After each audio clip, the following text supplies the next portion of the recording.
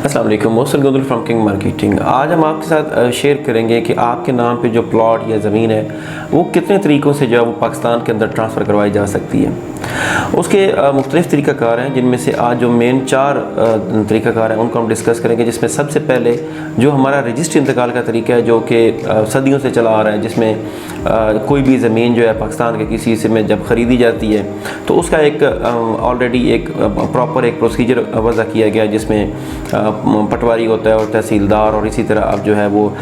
ADLR जो appoint किए गए थे जब कंप्यूटराइज्ड किया गया था इस सिस्टम को, स्पेशली पंजाब के अंदर। तो वहाँ पे एक तरीक़ाकार वज़ा किया गया कि जहाँ पे सेलर और परचेज़र जो बेचने वाला होता है और जो ख़रीदार होता है वो वहाँ पे हाज़िर होते हैं, और उनका जो भी रकम का लेन देन है वो करने के बाद वहाँ पे ज़मीन जो है वो उनके नाम ट्रांसफ़र कर दी जाती है। और ये जितना प्रोसीजर होता है, ये जितने भी लोग उसमें इन्वॉल्व होते हैं, जो उसको कर रहे होते हैं, वो सब के सब गवर्नमेंट के एम्प्लॉयज़ होते हैं। और गवर्नमेंट की जो है वो उनके एक्सचेकर से वो सैलरी ले रहे होते हैं, और ये सारा जो सिस्टम है ये गवर्नमेंट चला रही होती है। इसमें डिफरेंट है कि जैसे अगर गवर्नमेंट ऑफ पाकिस्तान तो चले एक वाइडर सेंस है, लेकिन अगर पंजाब के अंदर है तो पंजाब की गवर्नमेंट जो है वो इसको देख रही होती है। इसी तरह सिंध KPK में जितने भी सूबे हैं उनके अंडर जो ये अथॉरिटीज़ काम करती हैं, वहाँ पे जो भी तहसीलदार अपॉइंट किया जाता है या ADLRs हैं, या वो अपना काम जो है वो करते हैं, और इस तरह जो ज़मीन है वो बज़रिया इंतकाल आपके नाम ट्रांसफ़र कर दी जाती है। इसके साथ साथ हम रजिस्ट्री को भी डिस्कस करेंगे। रजिस्ट्री एक ऐसा डॉक्यूमेंट होता है कि जो एक प्रॉपर डीड आपकी बनती है, उसमें जो आपकी ज़मीन होती है उसका तयन कर दिया जाता है कि इसके लेफ़्ट पे कौन सी ज़मीन है, राइट पे कौन सी है, फ्रंट बैक उसकी चारों साइड जो है वो बताई जाती हैं कि इसकी इस साइड पे ये जगह है, और उसका एग्जैक्ट जो है वो अहाता बता दिया जाता है कि ये वाली ज़मीन जो है ये इस बंदे के नाम पर ट्रांसफ़र की जा रही है। जबकि जब इंतकाल आपके नाम पे किया जाता है उसमें जो मुतलका खेवट होती है या जो जगह होती है उसके अंदर सिर्फ वो बंदा जो है वो हिस्सेदार बन जाता है कि अगर उसमें मुख्तलिफ लोग इन्वॉल्व हैं उस खेवट के अंदर जिनके नाम पे ज़मीन है, एक मुश्तरका सा खाता होता है, उसके अंदर इंतकाल के ज़रिए जो है वो वहाँ पे मालिक बन जाता है। लेकिन जब रजिस्ट्री हो जाती है तो उसमें उस ज़मीन का एग्जैक्ट तयन कर दिया जाता है कि ये कौन सा वाला जो है किता ज़मीन का इस बंदे के नाम पर ट्रांसफ़र किया गया है। तो ये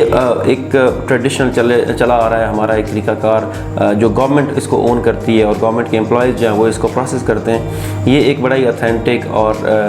एक वाज़ेह तरीका है जिससे, और जो सेफ़ भी है, जिससे लोग जो है उनके नाम पे जब ज़मीन इंतकाल की जाती है और रजिस्ट्री होती है उसकी प्रॉपर, तो जो है वो एक यकीनी उनके नाम पे ज़मीन जो है वो ट्रांसफ़र हो जाती है। इसके बाद अगर हम बात करें तो जो बड़े शहर हैं पाकिस्तान के, जैसे कि लाहौर है, इस्लामाबाद है और कराची है, यहाँ पे जो गवर्नमेंट की तरफ से इदारे बनाए गए हैं जो सेक्टर्स डेवलप कर रहे हैं, उसमें कैपिटल डेवलपमेंट अथॉरिटी है, जैसे CDA है, और लाहौर के अंदर LDA है, लाहौर डेवलपमेंट अथॉरिटी है। अगर ये कोई इस्लामाबाद की अगर हम बात करें तो यहाँ पे अगर कोई CDA ने कोई सेक्टर्स जो हैं वो डेवलप किए हैं, जैसे कि F6, 7, F8, 9 और इस तरह जितने भी सेक्टर CDA के अंदर आते हैं वो काफ़ी सारे हैं। E की एक पूरी सीरीज़ है, F, G, H, I। उन तमाम सेक्टर्स के अंदर जितने भी प्लॉट्स हैं वो जिन भी मेम्बरान के नाम पे हैं, वहाँ पे अगर प्लॉट एक मेंबर के नाम से दूसरे मेंबर के नाम पे अगर ट्रांसफ़र करवाना हो तो उसके लिए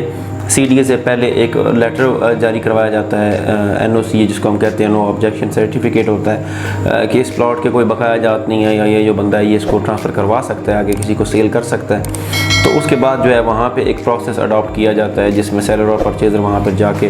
अपने दस्तखत करते हैं, अंगूठा लगाते हैं, और सारी उनका थंब इम्प्रेशन होता है, और सारी चीज़ें जो है एक प्रोसीजर किया जाता है जिसमें CDA में अगर कोई प्लॉट ट्रांसफ़र होता है तो वहाँ पर जो लोग प्लॉट का ट्रांसफ़र कर रहे होते हैं वो लोग होते हैं कि जो गवर्नमेंट के एम्प्लॉई होते हैं और गवर्नमेंट से वो सैलरी ले रहे होते हैं, और वो भी एक मुकम्मल जो है वो सेफ़ तरीक़ाकार है अपनी ज़मीन जो है वो अपने नाम लगवाने का, या अपना प्लॉट अपने नाम ट्रांसफ़र करवाने का, जिसकी आपको एक फ़ाइल दे दी जाती है जिसके ऊपर ये मेंशन किया जाता है, उसका एक इंटीमेशन लेटर होता है जिसके ऊपर ये वाज़ेह तौर पे लिखा होता है कि ये सब सेक्टर है, ये सेक्टर है, इसका ये सब सेक्टर है, इसमें ये फ़लाँ स्ट्रीट नंबर है, इसमें इतने नंबर जो प्लॉट है ये आपके नाम पे ट्रांसफ़र किया गया है। उसके साथ साथ ऑलरेडी मैप रिवील किया जा चुका होता है, और मैप से देखकर जो है वो लोग अपना प्लॉट जो है उसकी निशानदेही कर सकते हैं। और इस तरह अगर पोजेसन चाहिए होता है तो वो भी CDA ही देगा। ये CDA की जो मैंने बात कर दी है ये हर जगह पे ऐसे ही इम्प्लीमेंट होगी। अगर LDA करता है या कोई भी और जो बड़े शहर हैं उनमें अगर इस तरह की जो अथॉरिटीज़ हैं वो कुछ सोसाइटी अगर डेवलप करती हैं गवर्नमेंट का जो है उसके अम्ब्रेला के नीचे, तो वहाँ पे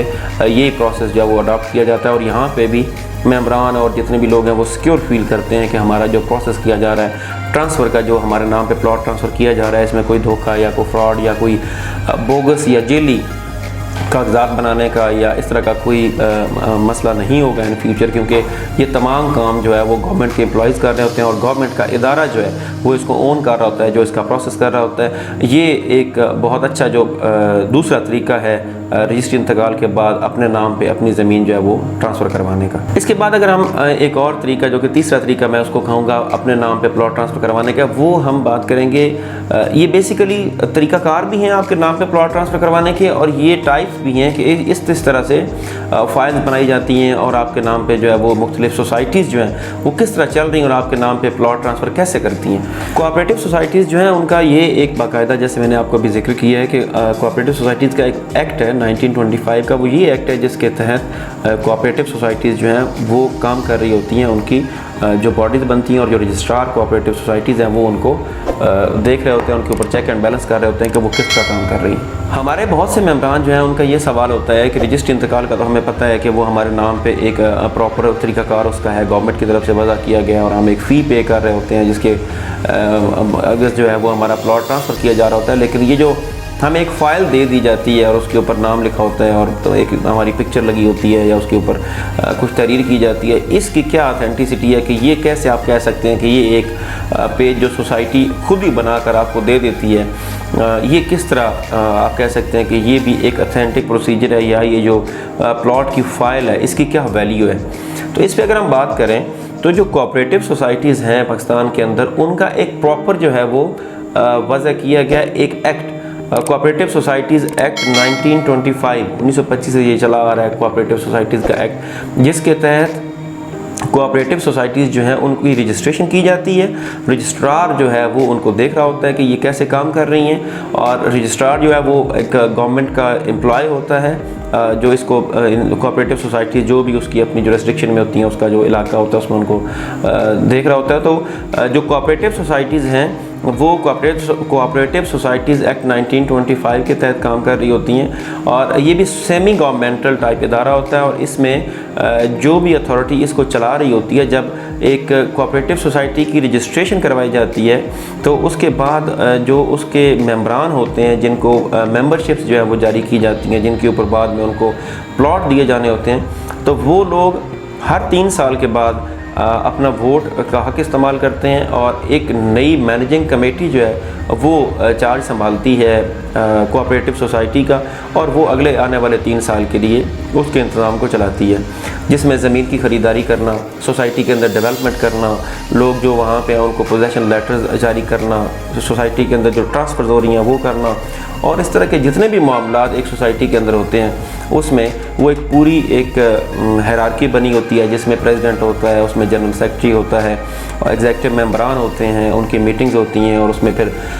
एक और भी उसमें शिक्यो है वो एनुअल जनरल मीटिंग्स हैं कि हर साल आपने एक जनरल मीटिंग करनी है जिसमें आपने मेंबरान को बुलाना है, उनको आपने बताना है कि हमने 1 साल के अंदर ये प्रोग्रेस की है, पहले हम यहाँ खड़े थे, अभी हमने ये जो है वो डेवलपमेंट की है, या कोई स्ट्रीट्स नई बनाई हैं, कोई नई ज़मीन की ख़रीदारी की है, या हम उसको डेवलप कर रहे हैं, और जिन मेंबरान की शिकायत हों उनका अज़ाला किया जाए। तो ये तमाम काम जो हैं, ये जो कोऑपरेटिव सोसाइटी होती है उसके जो मैनेजिंग कमेटी होती है, जो थ्रू मेंबर्स के वोट उसने चार्ज संभाला होता है 3 साल के लिए, ये तमाम काम उसके ज़िम्मा होते हैं। और जो प्लॉट का ट्रांसफ़र होता है वो भी सोसाइटी के अंदर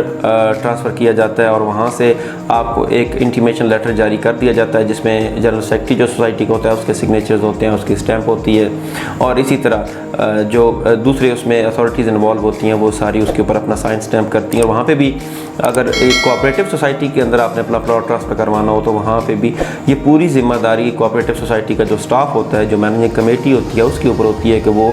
बिल्कुल भी कोई ऐसी किसी के साथ फ्रॉड, धोखा, जेली कागज़ बनाना या इस तरह के जितने भी मामलात हैं उनमें उनसे जो है वो अपने मेम्बरान को बचाती हैं। और ये जो है उसमें मेक श्योर करती हैं कि जो भी बंदा ट्रांसफ़र करवाने के लिए आ रहा है, इसमें भी दोनों जो होते हैं, जो सेलर होता है और जो परचेज़र होता है, उसका हाज़िर होना ज़रूरी होता है। पावर ऑफ अटार्नी एक अलग चैप्टर है, उसको अलग से हम डिस्कस करेंगे। तो जो जब दोनों मेम्बरान वहाँ पे हाज़िर होते हैं तो उनके थंब इम्प्रेशन लगवाए जाते हैं, उनके सिग्नेचर्स होते हैं मुख्तलिफ रजिस्टर्स के ऊपर, उनका रिकॉर्ड किया जाता है, उनकी पिक्चर्स बनाई जाती हैं,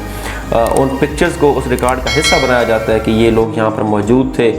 उनके साइंस जो होते हैं जब वो सिग्नेचर कर रहे होते हैं उस वक्त उनकी पिक्चर्स ली जाती हैं। और जो है ये प्रॉपर एक पूरा तरीक़ाकार होता है जिससे कोऑपरेटिव सोसाइटीज़ जो हैं उनके अंदर प्लॉट का ट्रांसफ़र एक बंदे के नाम से दूसरे बंदे के नाम पे कर दिया जाता है। ये भी बिल्कुल ऑथेंटिक और सेफ़ तरीका है। अगर लोग ये ख्याल करते हैं कि ये जो कोऑपरेटिव सोसाइटीज़ अपनी तरफ से एक लेटर जारी कर देती हैं तो उसमें सिर्फ इतनी बात देखनी होती है कि जो कोऑपरेटिव सोसाइटी है, जो उसकी मैनेजिंग कमेटी है, वो ऑथेंटिक है या सोसाइटी ठीक है, तो उसमें कोई बिल्कुल मसले वाली बात नहीं होती है। या जो शख्स हमें डील कर रहा है, जो हमारा एजेंट है, हमारा प्रॉपर्टी डीलर है, वो हमें गाइड जो कर रहा है वो कितना एक जो है उसमें ऑथेंटिक बंदा है और किस तरह करके वो हमारा प्लॉट ट्रांसफ़र करवा रहा है। तो किसी भी किस्म की इस तरह की जो है वो 2 नंबरी सिवाय इसके कि कोई, मेरा ख्याल है इस 2 नंबरी वाली बात की ज़रूरत नहीं है। ठीक है, ठीक है, वो ठीक बंदा है। अच्छा, इससे आगे हम चलेंगे। ये सारा प्रोसीजर मुकम्मल करने के बाद आपको जो है इंटीमेशन लेटर एक जारी कर दिया जाता है जिसके ऊपर आपकी मेंबरशिप जब आपके नाम पर ट्रांसफ़र होती है और अगर आपका प्लॉट उस पर अलॉट कर दिया गया तो आपको आपके प्लॉट का बता दिया जाता है, उसकी निशानदेही करके दी जाती है और आपको अपने प्लॉट के ऊपर अपना घर बना सकते हैं और वहाँ पर अपनी रिहाइश इख्तियार कर सकते हैं। और इसमें कोई जो है वो कतन इसमें कोई 2 नंबरी या ऐसा कोई अमल नहीं होता कि अगर सोसाइटी और उसकी मैनेजिंग कमेटी ठीक है तो उसमें फिर कोई मसले वाली बात नहीं होती। और अगर आप किसी कोऑपरेटिव सोसाइटी के अंदर घर बना रहे होते हैं तो जो भी उसकी, जैसे मैंने पहले कहा कि ये सेमी गवर्नमेंटल टाइप सोसाइटीज़ होती हैं। जैसे अगर हमारा इस्लामाबाद की मैं बात करूं तो यहाँ पे अगर आपने किसी सेक्टर के अंदर घर बनाना है, जो भी कोऑपरेटिव सोसाइटीज़ हैं, जैसे जम्मू कश्मीर कोऑपरेटिव सोसाइटी है, ministry of interior employees cooperative housing society है, सेक्टर्स हैं G15, G16 और इसी तरह multi professional cooperative housing society है। बहुत से ऐसे सेक्टर्स हैं कि वहाँ पे अगर आपने घर बनाना है तो जो पहले आप अपना एक मैप डिज़ाइन करवाएंगे, घर का जो आपका नक्शा बनेगा वो पहले सोसाइटी से अप्रूव होगा, फिर उसकी अप्रूवल जो है आपको कैपिटल डेवलपमेंट अथॉरिटी जो CDA है वहाँ से लेनी पड़ेगी। और आपके जो घर की जब कंप्लीशन हो जाती है उसकी कंप्लीशन की अप्रूवल भी जो है वो CDA ही देगा और उन्हीं के रूल्स के मुताबिक यहाँ पर जो है वो घर बन सकेगा। तो ये एक सेमी गवर्नमेंटल इदारा होता है जहाँ पे तमाम चीज़ें जो उनको मद्देनज़र रखते हुए अपने मेम्बरान या जो भी अपने शहरी हैं उनके हकूक़ के तहफ़्फ़ुज़ के लिए एक तरीक़ाकार वज़ा किया गया है जो कोऑपरेटिव सोसाइटीज़ एक्ट 1925 है उसके अंदर। और उसके तहत जो है ये सोसाइटीज़ काम करती हैं और जो है इनके अंदर जितने भी ट्रांसफ़र्स और जितने भी अगर आपके नाम पे प्लॉट ट्रांसफ़र किया जाता है और आपको एक फ़ाइल दी जाती है, आपको इंटीमेशन लेटर दिया जाता है, तो ये बिल्कुल एक ऑथेंटिक तरीका है और ये गवर्नमेंट की तरफ से वज़ा किया गया है। इसके साथ हम बात करेंगे जो प्राइवेट हाउसिंग स्कीम्स हैं उनकी। प्राइवेट हाउसिंग स्कीम्स जो हैं इनके बारे में भी ये एक तासुर दिया जाता है कि जो प्राइवेट हाउसिंग स्कीम्स होती हैं ये अपना इनका एक ऑफिस होता है, उस ऑफिस से ये आपको एक लेटर जारी कर देती हैं, इंटीमेशन लेटर जारी कर देती हैं। उसके ऊपर कोई गवर्नमेंट के जो ऑफिशियल्स होते हैं उनकी कोई उसके ऊपर स्टैंप या सिग्नेचर्स नहीं होते। तो ये किस हद तक जो है ये एक वैलिड डॉक्यूमेंट होता है और इसकी क्या कानूनी हैसियत क्या होती है और इसकी क्या किस हद तक हम इसको जो है अब ये समझ सकते हैं कि ये एक ऐसा दस्तावेज़ है कि जो हर जगह पे चाहे कोर्ट हो या कहीं पे भी ये एक कानूनी दस्तावेज़ की इसको हैसियत हासिल है। तो उसमें हम बात करेंगे कि जो जैसे मैंने पहले बताया कि कोऑपरेटिव सोसाइटीज़ जो हैं वो कोऑपरेटिव सोसाइटीज़ एक्ट 1925 के तहत उनको रन किया जाता है और एक प्रॉपर एक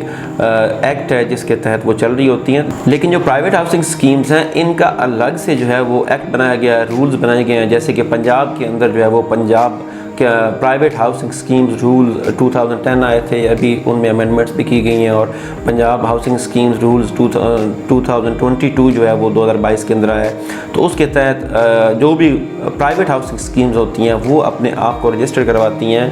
गवर्नमेंट के साथ उन रूल्स के मुताबिक। तो जो भी प्राइवेट हाउसिंग स्कीम्स होती हैं वो अपने मुतलका इदारे में रजिस्ट्रेशन करवाती हैं, और जो भी रेगुलेटरी इदारा उसका होता है वो ये मेक श्योर करता है कि जो भी प्राइवेट हाउसिंग स्कीम बनाई जा रही है यहाँ पे सिर्फ प्लॉट ही तो नहीं क्रिएट कर दिए गए कि जितनी ज़मीन इनके पास है ये सारी वो बेचना चाहते हैं। वो मेक श्योर करते हैं कि इसके ऊपर ग्रीन एरियाज इन्होंने इसके अंदर कितना रखा है, पार्क्स कितने रखे हैं, मसाजिद के लिए जो है वो जगह रखी गई है, और उसके साथ साथ जो है वो स्कूल और जितनी भी बाकी कमर्शियल एरियाज़ जो हैं वो एक लिमिटेड उनको दिया जाता है। 10% था 20% तक वेरी करता है कि कितना वो बना सकते हैं, उनके पास कितनी ज़मीन है, तो उस हिसाब से उनको ये दिया जाए। और ये सारी चीज़ें जो हैं ये चेक एंड बैलेंस ये जो रेगुलेटरी इदारा होता है, जैसे अगर रावलपिंडी के अंदर कोई सोसाइटी रजिस्टर होती है तो RDO उसको देखता है, लाहौर के अंदर होती है तो वहाँ पे LDA जो है वो उसको देख रहा होता है, लाहौर डेवलपमेंट अथॉरिटी, और वही उसकी अप्रूवल देता है कि आप इसको बना सकते हैं। तो ये जो होते हैं प्राइवेट जो हाउसिंग स्कीम्स होती हैं वो जब रजिस्टर होती हैं किसी भी रेगुलेटरी इदारे के साथ जो कि गवर्नमेंट की तरफ से चलाया जा रहा होता है, और गवर्नमेंट के एम्प्लॉयज़ वहाँ पे बैठे होते हैं और वो उसकी अप्रूवल देते हैं, तो फिर वो उन्हीं रूल्स के मुताबिक अपने प्लॉट सेल कर सकते हैं, और अपनी जो है वो फ़ाइल अपने ऑफिस से प्रिंट करके अपने उसके ऊपर जो साइन स्टैंप हैं, जो भी उनके जो अथॉरिटीज़ हैं, एग्जीक्यूटिव अथॉरिटीज़ हैं, जो भी इशूइंग अथॉरिटीज़ हैं, वो अपने साइन स्टैंप करके जो फ़ाइल प्राइवेट हाउसिंग स्कीम्स आपको देती हैं वो भी बिल्कुल ऑथेंटिक फ़ाइल होती है। इसकी एक सबसे बड़ी मिसाल मैं आपको दूंगा कि अगर हम बैरिया टाउन की मिसाल लें तो बैरिया टाउन एक प्राइवेट हाउसिंग स्कीम है, और बैरिया टाउन के अंदर जो कमर्शियल प्लॉट्स हैं जिनकी फ़ाइल जो है वही 2-4 पेजेस की होती है, वो फ़ाइल जो है उन कमर्शियल प्लॉट्स की होती हैं कि जिनकी मालियत अरबों रुपए में होती है। तो ये बिल्कुल एक ऑथेंटिक तरीक़ाकार है जो कि गवर्नमेंट की जानिब से एक एक्ट के तहत वज़ा किया जाता है, और फिर जो प्राइवेट हाउसिंग स्कीम्स होती हैं वो अपने आप को रजिस्टर करवाती हैं जो गवर्नमेंट का इदारा होता है उसके साथ, जो उसको रेगुलेट कर रहा होता है, और वो उसके ऊपर चेक एंड बैलेंस कर रहा होता है कि ये किस तरह काम कर रही हैं, और उसके बाद जो है वो उनको इजाज़त दी जाती है कि आप अपने जो प्लॉट्स हैं वो अपने ऑफिस से अपने क्लाइंट्स को आप उनको इंटीमेशन लेटर्स जो हैं वो जारी कर सकते हैं। और ये एक बिल्कुल जो है वो शफाफ तरीका होता है जिसमें जो भी जो प्राइवेट हाउसिंग स्कीम होती हैं वो अपने ऑफिस के अंदर अपना स्टाफ बैठाती हैं जो इसको मेक श्योर करता है कि अगर हम पहली दफ़ा प्लॉट सेल कर रहे हैं तो उसकी रजिस्ट्रेशन हम कर रहे हैं, और उसके साथ साथ अगर रीट्रांसफ़र में कोई चीज़ वो कर रहे हैं, जैसे कि एक बंदे के नाम पे अगर बैरिया टाउन के अंदर या किसी भी बड़ी इस तरह की सोसाइटी का अगर मैं नाम लूँ, इस्लामाबाद की अगर हम बात करें तो यहाँ पे टॉप सिटी की हम बात कर लेंगे, एक टॉप सिटी है, फैसल टाउन है, ये सारे जितने भी प्रोजेक्ट्स हैं ये सारे प्राइवेट हाउसिंग स्कीम्स हैं। यहाँ पे दोनों जो होते हैं सेलर और परचेज़र वो दोनों मौजूद होते हैं, और उनका जो एक फ़ी पे करके वो अपना प्लॉट एक बंदे के नाम से दूसरे बंदे के नाम पर ट्रांसफ़र किया जा सकता है। और ये बिल्कुल एक सेफ़ तरीका है अपने प्लॉट को अपने नाम पर ट्रांसफ़र करवाने का। इसमें कोई ऐसी बात नहीं है कि इसमें कोई फ्रॉड या कोई धोखाधड़ी होती है। हाँ, ये जानना और ये देखना बिल्कुल ज़रूरी है कि जो सोसाइटी ये कर रही है क्या वो रजिस्टर्ड है रेगुलेटरी इदारों के साथ और वो डेवलपमेंट कर रही है, उसके पास ज़मीन मौजूद है, या इस तरह का अगर कोई बिल्कुल ही बोगस या इस तरह का तो कोई मसला नहीं है। तो अगर इस तरह के मसाइल नहीं हैं तो जो सोसाइटीज़ हैं यहाँ पे प्राइवेट हाउसिंग स्कीम्स जो हैं वो बहुत अच्छे तरीके से काम कर रही होती हैं और बहुत अच्छे तरीके से डेवलप कर रही होती हैं। और चूँकि अगर हम बैरिया टाउन की मिसाल लें, उसके बाद वो एक मिसाल बना, उसके बाद बहुत सी ऐसी अच्छी सोसाइटीज़ हैं। टॉप सिटी का जैसे मैं पहले भी जिक्र कर चुका हूँ,